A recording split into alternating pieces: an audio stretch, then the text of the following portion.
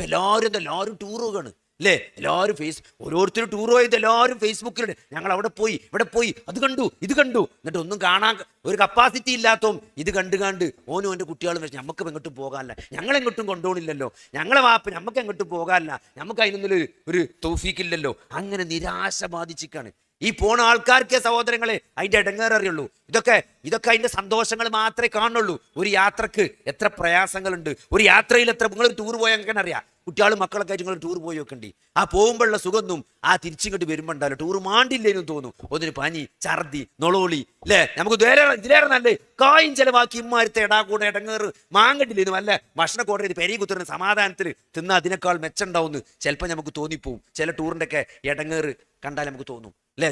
എൻ്റെ ഒരു സുഹൃത്ത് പറഞ്ഞാണ്, ഒരു ടൂർ പോലും നിർത്തിയാണ്. എന്താ വെച്ചാൽ ചെറിയ കുട്ടികൾ വലുതായിട്ടാണ്. ഓൻ എവിടെ ടൂർ പോയാലും പെണ്ണുങ്ങൾ എന്ത് ചെയ്യും? ഒരു തൂക്കാപാത്രം എടുക്കും, കുറച്ച് കഞ്ഞി വാങ്ങിക്കൊണ്ടിരും. ഈ കുട്ടി ഒന്നും തിന്നണില്ല, കുറച്ച് കഞ്ഞി വാങ്ങിക്കൊണ്ടിരും. ആ കുട്ടി കഞ്ഞി കുടിച്ചാലേ ഇനി ടൂർ നടക്കുള്ളൂ. ഇതിപ്പോൾ ഇവിടുന്ന് ഊട്ടി പോയി കഞ്ഞിട്ടിന്. അപ്പോ എന്തൊക്കെ സന്തോഷം ഉണ്ടെങ്കിലും അതിനൊക്കെ ഒരു ഇടങ്ങേറും ഒരു പ്രയാസമൊക്കെ അതിൻ്റെ ഒരു മറുവശമുണ്ട് അല്ലേ? അത് നമ്മളെന്താരോ, നമ്മളെല്ലാത്തിനും സന്തോഷം മാത്രമേ ആൾക്കാർ കാണിച്ചു തരുന്നുള്ളൂ അല്ലേ? പിന്നെ ഈ സന്തോഷം, ഈ ദുനിയാവിലെ സന്തോഷത്തിന് എന്താ നിങ്ങൾ കുറേ പരിമിതികളുണ്ട്. അതിന് കുറേ ഷർത്തൊക്കെ ഉണ്ട്. അതൊക്കെ ഒത്തു വന്നാലേ നമുക്ക് സന്തോഷം കിട്ടുള്ളൂ. നല്ല മനസ്സിക്ക് ഇടങ്ങേറുള്ള നേരത്ത് നിങ്ങൾ എവിടെ ടൂർ പോയിട്ടും കാര്യമില്ല.